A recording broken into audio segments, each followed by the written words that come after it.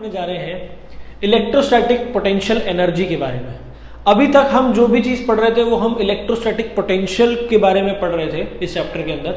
अब हम देखने जाएंगे कि what do you mean by electrostatic potential energy. इस चीज को बहुत ध्यान समझिएगा।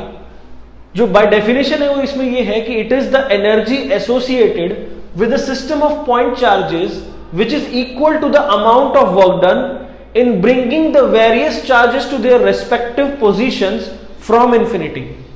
अब इस बात का मतलब क्या है पूरा ये आपको समझना पड़ेगा। आप किसी चार्ज को इंफिनिटी से उस पॉइंट तक, जिस पॉइंट पे आप इलेक्ट्रोस्टैटिक पोटेंशियल एनर्जी निकालना चाहते हैं, उस पॉइंट तक लाने में जो वर्क कर रहे हैं, किसी चार्ज को उस पॉइंट तक लाने में जो वर्क कर रहे हैं वही आपका पोटेंशियल एनर्जी है।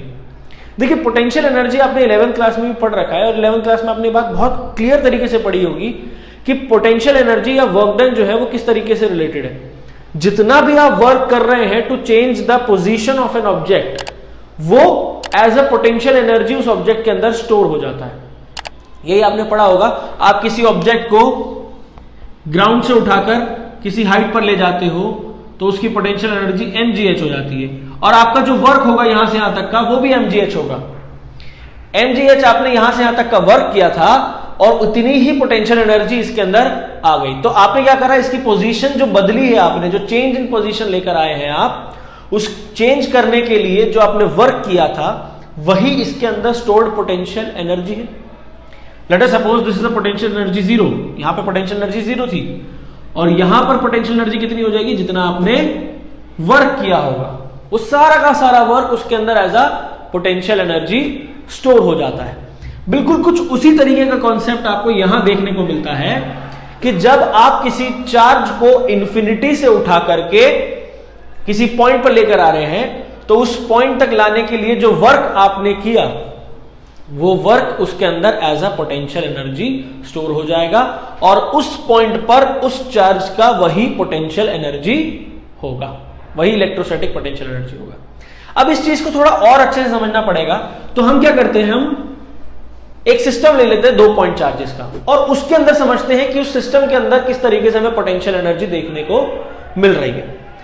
तो अभी आप एज्यूम करिए कि यहां पर कोई चार्ज मौजूद नहीं है, सिर्फ 2 चार्ज जो कि के इंफिनिटी पे मौजूद है।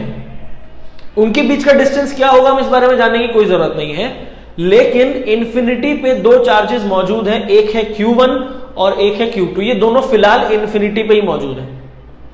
इस P1 पॉइंट पर और P2 पॉइंट पर दोनों पे ही कोई भी चार्ज मौजूद नहीं है। यहां पर कोई चार्ज नहीं है, सारे दोनों चार्ज कहां पर है, इंफिनिटी पर है। तो अब मैं पहले Q1 चार्ज को उठाकर इंफिनिटी से जब P1 पॉइंट पर लेकर आऊंगा तो सबसे पहला सवाल कि मुझे कितना वर्क डन करना पड़ेगा। देखिए वर्क मुझे तब करना पड़ेगा जब मुझे किसी किस्म का फोर्स अप्लाई करना है, right.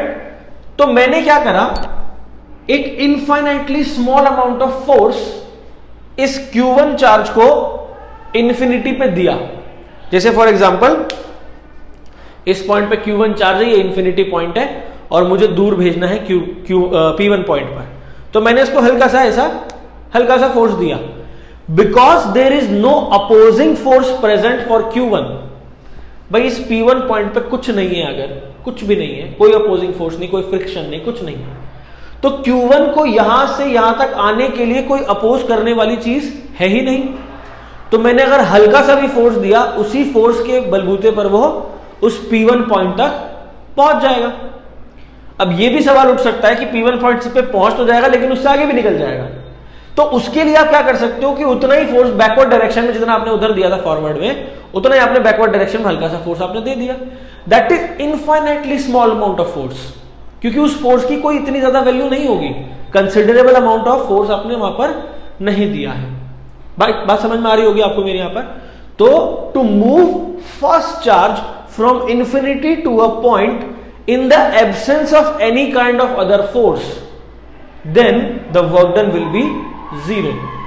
So work done 1 will be 0. There is no external work done out there. लेकिन जब मैं इस Q0 चार्ज को इंफिनिटी से उठाकर इस P2 पॉइंट पर लेकर आना चाहूंगा तो ये P1 पॉइंट पे जो चार्ज Q1 मौजूद है ये इसको अपोज करने की कोशिश करेगा, because there will be some kind of electric field available due to Q1 charge. इस Q1 चार्ज की वजह से यहां पर एक इलेक्ट्रिक फील्ड मौजूद होगी जो इस दूसरे प्लस Q2 चार्ज को अपोज करने की कोशिश करेगी, रिपेल करने की कोशिश करेगी। तो मुझे उस रिपल्शन के अगेंस्ट में एक फोर्स देना पड़ेगा। तो यानी कि Q2 को जब मैं यहां लेकर आने की कोशिश करूंगा तो Q2 के ऊपर मुझे एक एक्सटर्नल फोर्स लगाना पड़ेगा और उस एक्सटर्नल फोर्स की वजह से एक वर्क डन होगा, राइट। तो अब हम ये समझते हैं कि वो वर्क डन कितना होगा। तो मैंने क्या करा, मैंने इस P2 पॉइंट पर इलेक्ट्रोस्टैटिक पोटेंशियल निकाला ड्यू टू Q1। तो वो कितना हो जाएगा, Vp2 इज इक्वल्स टू के Q1 अपॉन में R12। इस Q1 चार्ज की वजह से इस P2 पॉइंट के ऊपर जो पोटेंशियल, इलेक्ट्रोस्टैटिक पोटेंशियल होगा वो कितना हो जाएगा, K into charge divided by distance between these two points. तो वो ये आ गया, ओके। अब हमको ये बात पता है कि जो इलेक्ट्रोस्टैटिक पोटेंशियल डिफरेंस है यानी कि Vp2 minus Vp1, Vp2 minus Vp1 that is equal to work done, I am sorry एक second, okay. Now the work done in moving a test charge from Q2 to P2 will be equal to Vp2 is equals to infinity to P2 upon में Q2। ये आपको बात पता है कि किसी इस पॉइंट की पोटेंशियल जो होगी वो क्या होगी, इस P पॉइंट की पोटेंशियल इंफिनिटी से किसी चार्ज को इस पॉइंट तक लाने में जो वर्क डन किया होगा डिवाइडेड बाय दैट चार्ज। तो अब इंफिनिटी से इस P2 पॉइंट तक लाने के लिए जो वर्क डन होगा वो कैसे मिल जाएगा, Vp2 में इस Q2 चार्ज को मल्टीप्लाई कर दीजिए। देखिए, हमने जब इलेक्ट्रोस्टैटिक पोटेंशियल डिफरेंस के बारे में समझा था या इलेक्ट्रोस्टैटिक पोटेंशियल के बारे में समझा था, तो हमने ये कहा था कि Vp2 मतलब किसी पॉइंट पर अगर मुझे इलेक्ट्रिक पोटेंशियल निकालना है तो इंफिनिटी से किसी टेस्ट चार्ज को उस पॉइंट तक लाने के लिए जो मैं वर्क करूंगा, इंफिनिटी से टेस्ट चार्ज को उस पॉइंट तक लाने के लिए जो वर्क करूंगा divided by the test charge will give me the potential of that point. ये हम इलेक्ट्रोस्टैटिक पोटेंशियल डिफरेंस में पढ़ चुके हैं। तो अब इसी पॉइंट का पोटेंशियल मैं यहां से निकाल चुका हूं इस P1 की वजह से, राइट। तो वो पोटेंशियल किसके बराबर होगा, इंफिनिटी से उस पॉइंट तक चार्ज लाने का work done divided by that charge. उसको मैं मल्टीप्लाई कर दूंगा इस तरफ में, तो work done from infinity to P2 क्या हो जाएगा, Vp2 मल्टीप्लाइड बाय Q2। तो यहां पर मैं क्या कह रहा हूं, work done from infinity to P2 is equals to क्या हो जाएगा, ये K Q1 upon R12 multiplied by Q2। यही वर्क डन आपका क्या बन जाएगा, इस पॉइंट का पोटेंशियल, इलेक्ट्रोस्टैटिक पोटेंशियल बन जाएगा, पोटेंशियल एनर्जी बन जाएगा, इलेक्ट्रोस्टैटिक पोटेंशियल एनर्जी बन जाएगा। तो वो U से डिनोट किया जाता है। देखिए, इलेक्ट्रोस्टैटिक पोटेंशियल एनर्जी को किससे डिनोट किया जाता है, U से डिनोट किया जाता है। और वो कितना हो जाएगा, work done from infinity to point P2 and that is equals to K Q1 Q2 upon में R12 का distance. This is your electrostatic potential energy at point P2। देखिए, what was the work done in moving a test in moving Q1 charge from infinity to P1 point. Q1 को infinity से P1 point तक move कराने में मुझे किसी किस्म के वर्क करने की जरूरत नहीं पड़ी है। वो इसलिए नहीं पड़ी है क्योंकि उसके आसपास कोई रिपल्सिव फोर्स मौजूद नहीं था, कोई ऐसा फोर्स नहीं था जो इसको अपोज करता है वहां से यहां तक मूव करने में। तो इसीलिए जो भी वर्क करा वो जीरो रहा, कोई वर्क करने की मुझे जरूरत नहीं पड़ी। अब जब मैंने कोई वर्क ही नहीं करा है तो इस पॉइंट का जो इलेक्ट्रोस्टैटिक पोटेंशियल एनर्जी होगा वो क्या हो जाएगा, जीरो हो जाएगा। और इस पॉइंट की इलेक्ट्रोस्टैटिक पोटेंशियल एनर्जी आएगी किस वजह से आएगी, क्योंकि यहां पर Q1 इस Q2 को यहां तक आने में अपोज करेगा, जिसके लिए मुझे क्या करना पड़ेगा, एक फोर्स लगाना पड़ेगा, रिपल्सिव फोर्स इसके अपोजिट डायरेक्शन में, और उस वजह से जो वर्क होगा वही उसका पोटेंशियल एनर्जी बन जाएगा। अब फॉर्मूला मैं पहले से जानता हूं ये कि किसी पॉइंट का अगर मुझे पोटेंशियल चाहिए तो वो क्या होता है, इन्फिनिटी से उस पॉइंट तक किसी टेस्ट चार्ज को लेकर आने में जो वर्क होता है divided by that test charge.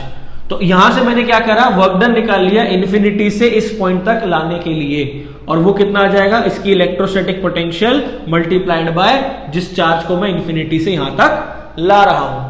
Potential मुझे कैसे मिल गया, ये P1 पॉइंट पे जो इलेक्ट्रिक चार्ज मौजूद था उसकी वजह से मुझे P2 पॉइंट पे इलेक्ट्रिक पोटेंशियल इस तरीके से मिल गया, क्योंकि मैं फॉर्मूला ये जानता हूं। तो वर्क डन मैं कैसे निकालूंगा, इस पोटेंशियल को इस चार्ज से मल्टीप्लाई कर दिया मैंने, this is the work done, और यही वर्क डन इस पॉइंट का क्या हो जाएगा, इलेक्ट्रोस्टैटिक पोटेंशियल एनर्जी हो जाएगा, राइट। तो अब हम देखते हैं electrostatic potential energy of a system of n point charges. मतलब अब सिर्फ दो चार्जेस नहीं है, अब कई सारे n number of point charges मौजूद हैं। तो हमने अभी देखा जब दो सिस्टम ऑफ चार्जेस थे तो उसमें जो पहला चार्ज था, जब सिस्टम में कोई चार्ज नहीं है लेकिन हम पहला चार्ज इंफिनिटी से लेकर के पॉइंट पर लेकर आ रहे हैं, तो उसके लिए हमें कोई वर्क करने की जरूरत नहीं है, यानी कि work done for Q1 charge is always zero. जब भी हम किसी एक चार्ज को इंफिनिटी से किसी एक पॉइंट पर लेकर आ रहे हैं बिना किसी एक्सटर्नल अपोजिंग फोर्स के, कोई अपोजिंग फोर्स उसके अक्रॉस नहीं है, तो जो वर्क डन होगा वो जीरो होगा। जब हम दूसरा चार्ज लेकर आएंगे तो उसके लिए वर्क डन कितना हो जाएगा, कि Q1 Q2 अपॉन में R1 2, राइट। ऐसे जब हम तीसरा चार्ज लेकर आएंगे तो क्या होगा, कि Q1 Q3 अपॉन में R1 3 का मैग्नीट्यूड प्लस के Q2 Q3 अपॉन में R2 3 का मैग्नीट्यूड। देखिए यहां पर क्या हुआ, अब जो तीसरा चार्ज आएगा उसको दो इलेक्ट्रिक फील्ड्स अपोज करने की कोशिश कर रही हैं। एक जो इलेक्ट्रिक फील्ड होगी वो Q1 की वजह से होगी और दूसरी जो इलेक्ट्रिक फील्ड होगी वो Q2 की वजह से होगी। तो हमें जो टोटल उसकी एनर्जी, जो वर्क डन निकालना है, टोटल वर्क डन इन्फिनिटी से इस पॉइंट तक लेकर आने के लिए वो कितना हो जाएगा, जो वर्क डन हम Q1 के अगेंस्ट कर रहे हैं पहले हम वो निकालेंगे, और फिर जो वर्क डन हम Q2 के अगेंस्ट कर रहे हैं वो निकालेंगे, और दोनों को ही एड अप कर देंगे। That will be the total amount of work done in moving a charge Q3 from infinity to this point. किसी एक पॉइंट पर लेकर आना था मुझे चार्ज Q3 को, तो मैंने Q1 के अक्रॉस भी वर्क डन करा, Q2 के अक्रॉस भी वर्क डन करा, और जो भी मैंने उनके अक्रॉस वर्क डन किया है, उनके अगेंस्ट में वर्क डन किया है, उसको मैंने एड अप कर दिया, वो टोटल वर्क हो गया जो मैंने थर्ड चार्ज को, Q3 चार्ज को इंफिनिटी से इस पॉइंट तक लाने के लिए किया है, राइट। ऐसे ही करते करते मैं जब nth amount of work done निकालूंगा, total nth amount of work done, तो वो कितना हो जाएगा, के Q1 Qn अपॉन में R1n का स्क्वायर, सॉरी R1n प्लस के Q2 Qn अपॉन में R2n का स्क्वायर, R2n मैग्नीट्यूड में, ऐसे ही के Q3 Qn अपॉन में R3n का मैग्नीट्यूड, ऐसे चलता जाएगा। कहां तक चलेगा ये चलेगा कि Qn minus 1 into Qn upon में Rn माइनस 1 टू n, इसका मैग्नीट्यूड। यहां तक इस तरीके से ये चलता रहेगा, इस तरीके से टोटल वर्क डन आएगा फॉर nth पार्टिकल। ये nth चार्ज होगा जिसके लिए टोटल वर्क डन कितना आएगा, पहले चार्ज की वजह से, दूसरे चार्ज की वजह से, तीसरे चार्ज की वजह से and so on, n minus 1th charge जो होगा उसकी वजह से जो वर्क डन फाइनल आएगा, उन सबको हम क्या कर देंगे, ऐड कर देंगे। अब इन सभी को हमें ऐड करना पड़ेगा for the total system of work done. मतलब कोई एक कॉन्फ़िगरेशन अगर मैंने ली है तो उस कॉन्फ़िगरेशन में अगर n नंबर ऑफ पार्टिकल्स मौजूद है, n नंबर ऑफ चार्जेस मौजूद हैं, तो उन सभी चार्जेस का जो टोटल वर्क डन आ रहा है वही हमारा total amount of work done होगा, सॉरी वही हमारा टोटल सिस्टम की पोटेंशियल एनर्जी होगी।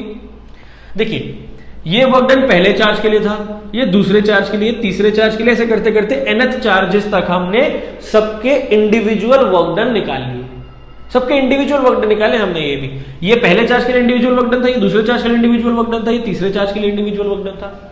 तो हम अब क्या करेंगे, इन सभी को एड अप कर देंगे, यही पूरे सिस्टम की क्या हो जाएगी, पोटेंशियल एनर्जी हो जाएगी, राइट। तो अगर आप ध्यान से देखें तो यहां पर ये इन जनरल किस तरीके से लिखा जा सकता है, ये आपका इन जनरल लिखा जाएगा टोटल वर्क डन और potential energy is equals to summation J equals to 1 to n summation K equals to 1 to n, ये K बाहर आ जाएगा यहां पर, QJ QK अपॉन में R JK magnitude. This is the amount of total amount of work done in setting up a configuration, एक configuration एक system बनाने के लिए जिसमें n number of point charges होंगे। लेकिन इसकी कंडीशन ये है where J is never equal to K, J will never be equal to K।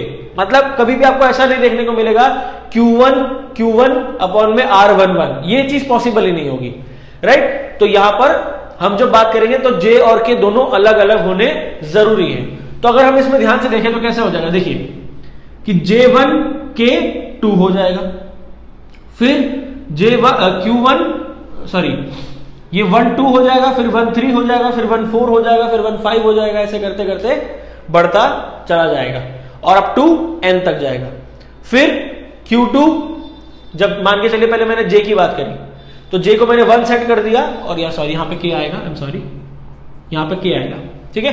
तो J को मैंने 1 सेट कर दिया, K को भी मैंने अभी 2 सेट कर रखा है क्योंकि 1 तो हो नहीं सकता, J can never be equal to K, 2 set कर दिया। अब 2 को मैं n तक लेके जाऊंगा, 1 2 3 4 5 and so on till n। तो यहां पर उस हिसाब से सारे डिजिट्स आ जाएंगे। फिर मैंने J को 2 सेट कर दिया, अब 2 के रिगार्डिंग भी 2 3 2 4 2 5 ऐसे करते करते सारे डिजिट्स आ जाएंगे यहां पर अप टू 2n। फिर ऐसे करते करते n-1 तक ये चलेगा, ये K की वैल्यू कहां तक चलेगी, n-1 तक चलेगी और J की वैल्यू चलेगी वो n तक चलेगी। क्लियर है।